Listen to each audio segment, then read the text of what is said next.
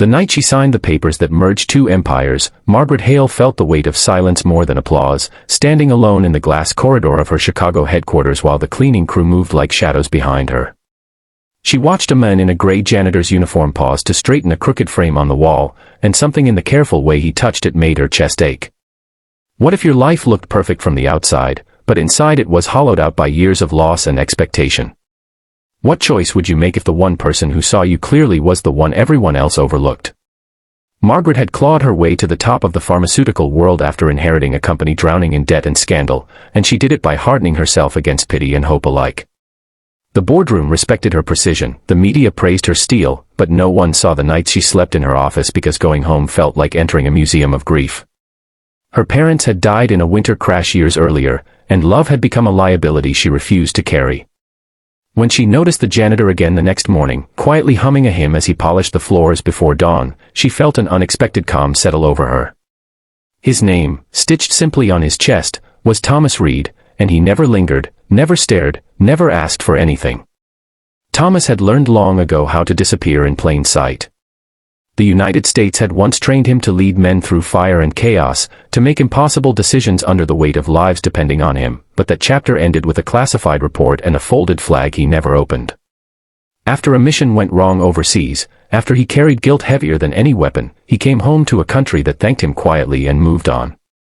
He took the janitor job because it required no explanations, only honest work, and because the hum of machines and the scent of cleaning solvent drowned out memories.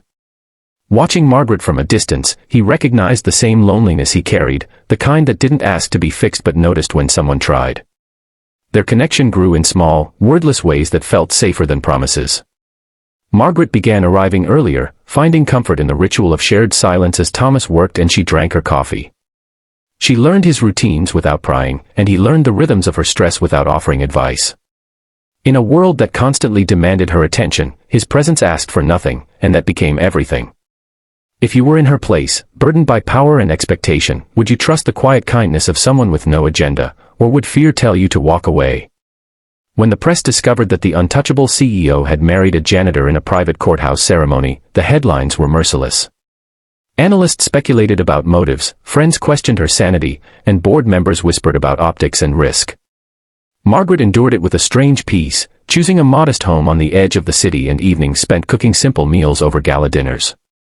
Thomas accepted the scrutiny with bowed head and steady hands, continuing to work nights to avoid attention. He loved her without asking her to be smaller, and she loved him without needing him to be impressive.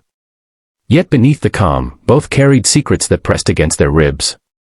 The truth surfaced not with drama, but with necessity.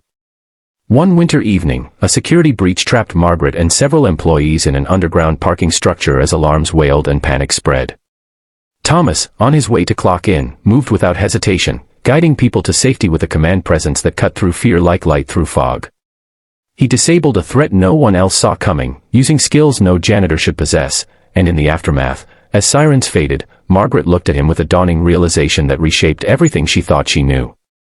The man she married was not only gentle and patient, but forged in battles he never spoke of. Revelation did not shatter their marriage, it tested it. Margaret grappled with guilt for loving him without knowing the depths of his pain, and Thomas wrestled with the fear that his past would finally cost him the quiet life he built. They argued in hushed, exhausted ways, not with accusations but with questions about trust and protection. Gradually, they learned that love was not about full disclosure on the first day, but about choosing to stay when the full truth finally arrived. The company board, once skeptical, saw a different Margaret emerge, one who valued people over profits and resilience over image.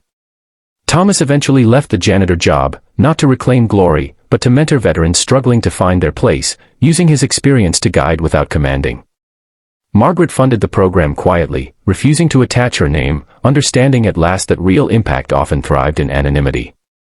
Together, they attended church on Sundays, sitting in the back pew, hands intertwined, finding redemption not in forgetting the past but in transforming it. Their home filled with laughter and the simple beauty of shared healing, proving that strength and softness could coexist. As years passed, Margaret sometimes returned to that glass corridor, remembering the woman she had been and the men who had straightened a crooked frame without knowing he would straighten her life. The story of a CEO and a janitor became a lesson whispered among employees about humility and unseen worth.